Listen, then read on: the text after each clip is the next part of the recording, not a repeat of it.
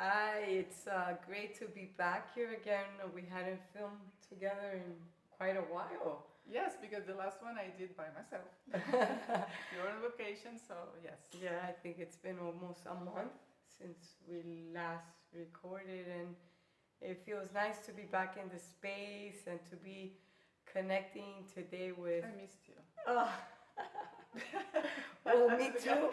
Me too. Because this space is always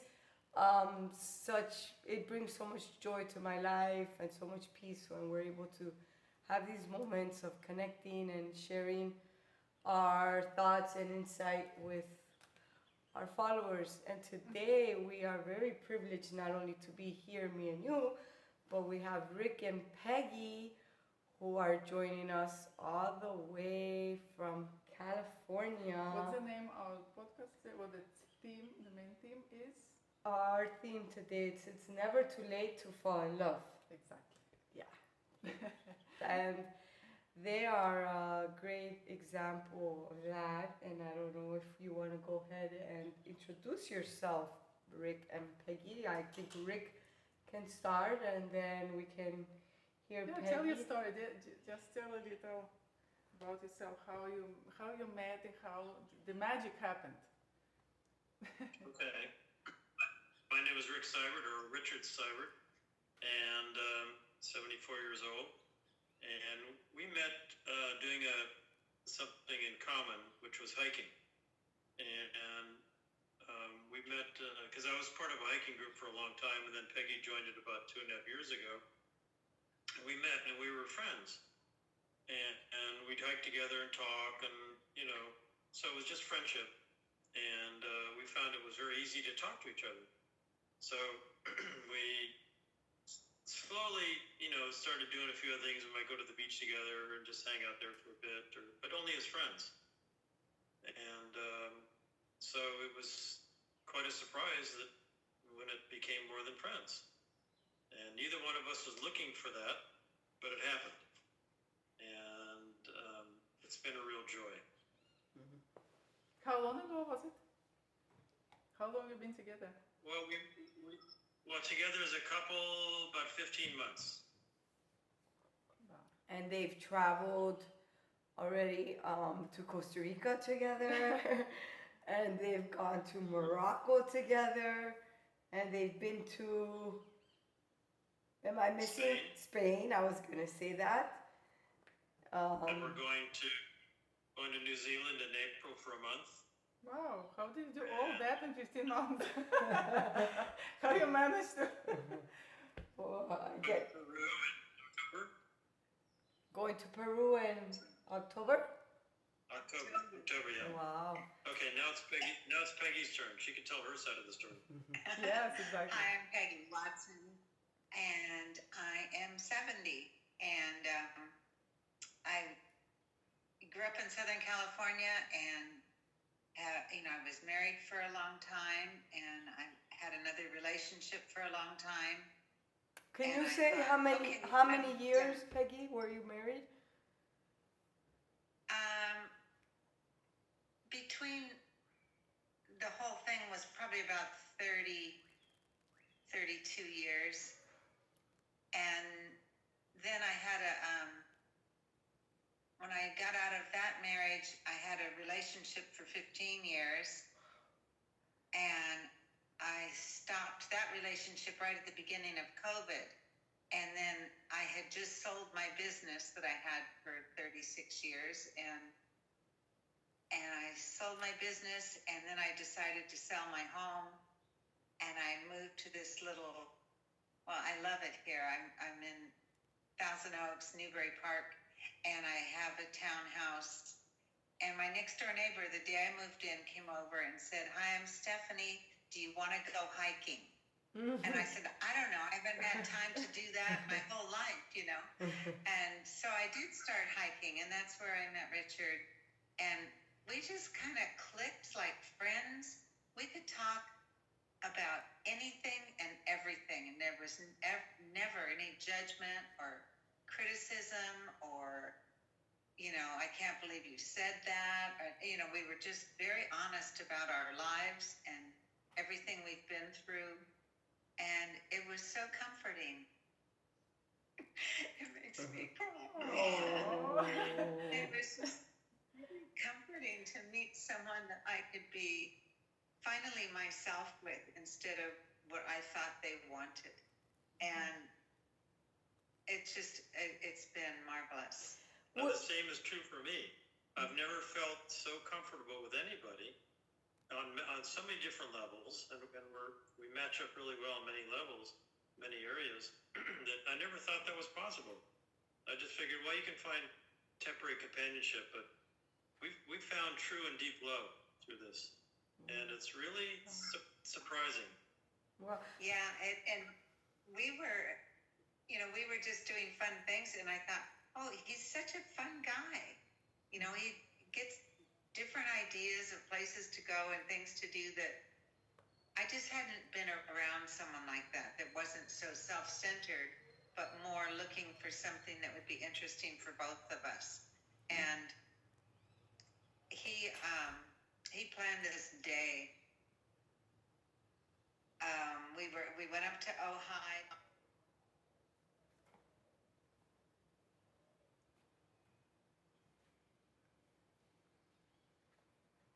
We just had a whole day together, and then on the way home, it was nighttime. We stopped at one of the parks we hike at frequently, and he said, "I'm just stopping so you can see the stars," which is, the stars are my favorite thing. I've always been a stargazer, and I don't even know why he did that, but it just moved my heart from friendship to love. wow. I have a question. Yeah, me too. But you go first. Do you believe before you met? Did you ever believe in soulmate relationship, in soulmates? Not really. No, because I kept thinking I had found a soulmate, but it never was. It just there's always expectations and criticism and disappointments, and I haven't had any of those things. I haven't had any of those feelings with Richard. Yeah, we like I said, we've traveled together. We were a little over 3 weeks in Morocco and Spain, and we 14, 15 days in Costa Rica, and we've never had any argument, and We've never.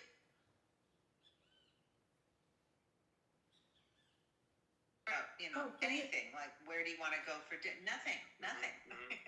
It's really lovely. it's very natural and very easy, and we don't have to work at it. Peggy, I have a question for you. I just find it. Maybe you should answer.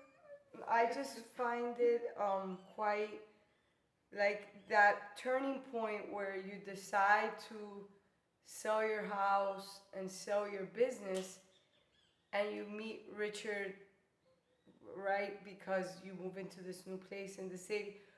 Would you say that you took a leap of faith, if you might say, when you sold your business and you sold your house and you went to an unknown area that you really didn't know what the outcome could be? Now that you look back on that, do you find a connection between that and having met Richard? Well, it was, I had wanted to sell my business, and it was right before COVID that I sold it. And it was a blessing in every way because I was in hospitality, and, all of that stopped at COVID. And the fellow that bought it has recovered, and he's still in business. But then I had a big house, and I thought, it's just me. There's no point in this. And just downsizing, I made decisions for myself, only me.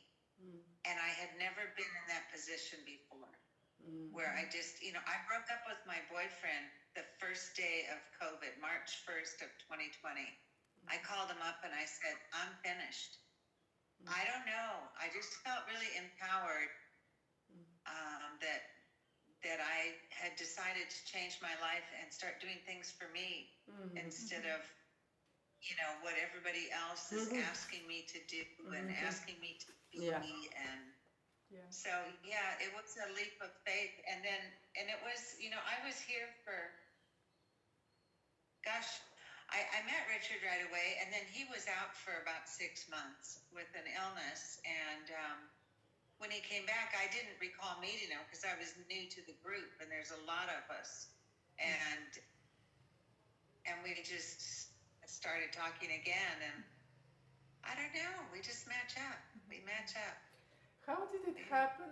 How you felt the transition from friendship to love? Because it's very interesting. Sometimes the people, they say that, and for some time I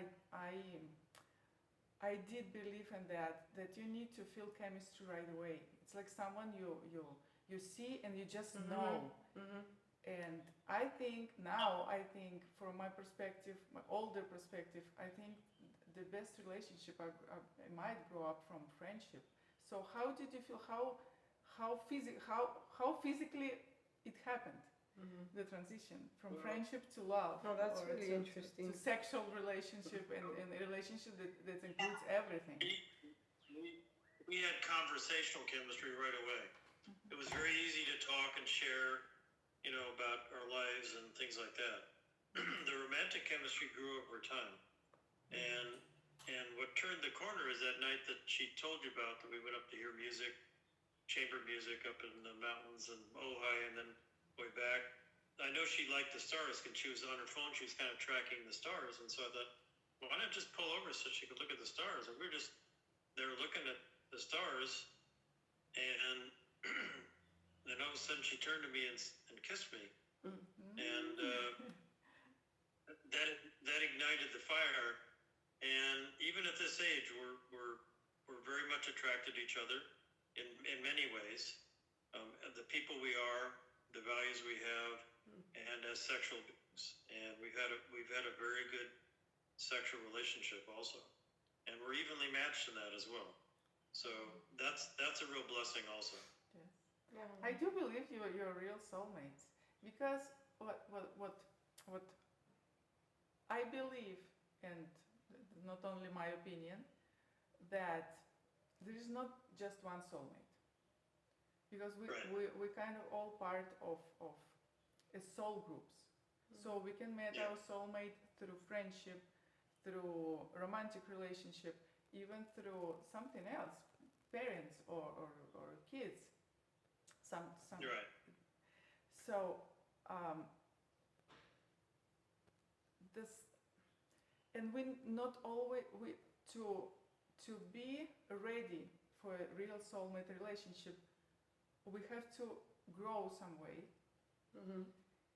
Maybe if you would met 30 years ago, you just you weren't ready. Maybe your relationship wouldn't ever be the same. So the road you went through, each of you Individually. were in some way and in all ways been preparing you to this meeting. It's not casual. Yeah, and I want to add that I think a comment that Richard made when I was in Los Angeles just a few weeks ago at dinner was that there was also a turning point in his life. I think you said 30 or 40 years ago, if I understood correctly, where he as an individual began discovering his purpose and his Tell us more about that. How individually you were growing. Well, we know Peggy because she said that. Well, I guess we didn't hear Richard's side of the story. But one thing. Okay, well, when my oldest daughter was about 13, she really started rebelling mostly against her mother, to establish her independence.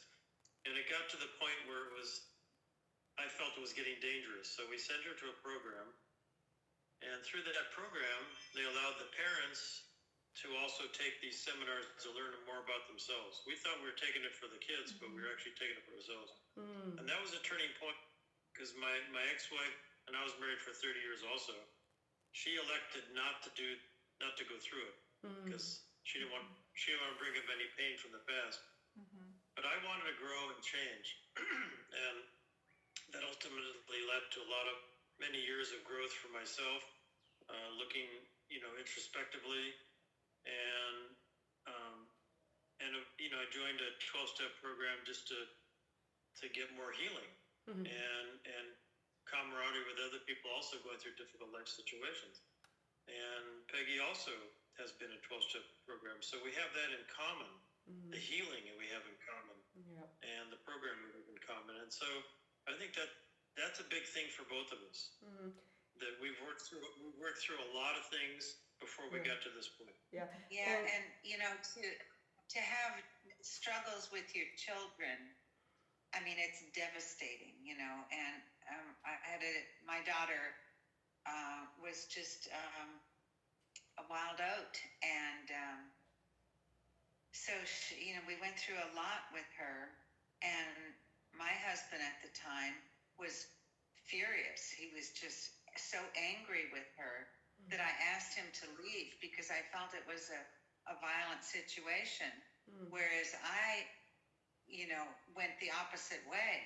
And I thought, I need help so that I can understand the correct way to maintain the love of a mother and her daughter and help her get through this time that is so self-destructive.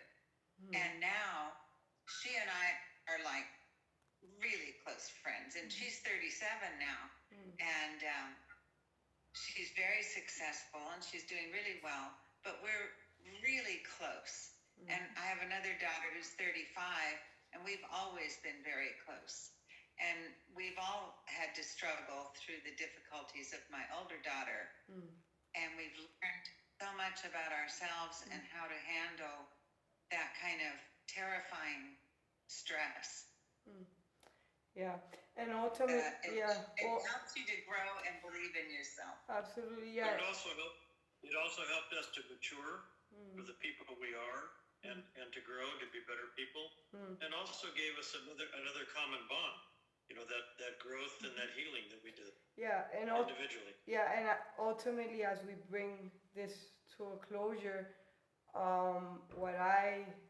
my take from this, and I hope for our viewers, it's as insightful as it's been for me, as it is to them, that doesn't matter where and how you start your own personal journey, that's where true growth begins, and that's when you begin to align yourself with the path that has always been there. But unfortunately, for a lot of people, that requires a turning point that, like in your cases, it was related to your children. But I think that's why me and Ala are here today with this podcast, is to let people know you don't have to get to that turning point. You can consciously, just by listening to this podcast, make a decision to start your own healing journey just because you consciously are aware of it and you know it. Yes, it doesn't mean it's not going to be painful. Yeah. It might. But you're probably going to avoid the biggest pain if you start to do it consciously. Yeah, not because of circumstance. Or it's just been already preset and you lost all the opportunities to do it the good way, the nice way, and now you just have no choice. Yeah. So what's going to be your message for our viewers and listeners? Keep your eyes and ears open. And for me, it's to say, start the journey on taking care of yourself and finding out why you get angry at certain things and what makes you burst into tears, and start learning the things about yourself that have made you who you are. And then you can decide how you would really like to be. And there's so much information in 12-step and in so many other programs on how to find a path that will bring you true inner peace. And once you have true inner peace, it's very easy to fall in love with someone else who has it. Yeah, I think ultimately, our journey is always to know ourselves. Yep. Because if we don't know who we are, how on earth we can have relationship with someone else? Absolutely. How do we present to someone else? That's why all the problems start. Ultimately, we need to know ourselves. Absolutely. And sometimes it takes longer time. So you meet your soulmate at 70, or you may meet later. But you might start your journey earlier. But it doesn't mean Yes. it's gonna be the way you want to be. It's always gonna be like it should be. And there's no bad time to start healing from past pains. Exactly. Well, thank you to our listeners and viewers. I think this has been one of the best podcasts. We always say that. Thank you so much you for joining us. Thank you so much for your message. Thank you so much for taking time to speak to us, because I'm not losing. Now I'm hopeful because I'm divorced through this journey. Now I'm hopeful. It's never too late. It's never too late. And never lose hope. Don't I ever know. give up on I hope, won't. because I'm a firm believer in it. And to thine own self be true. My soulmate is over there somewhere. Thank you so guys. much. Thank you everyone. for coming Bye. and listening. Thank you.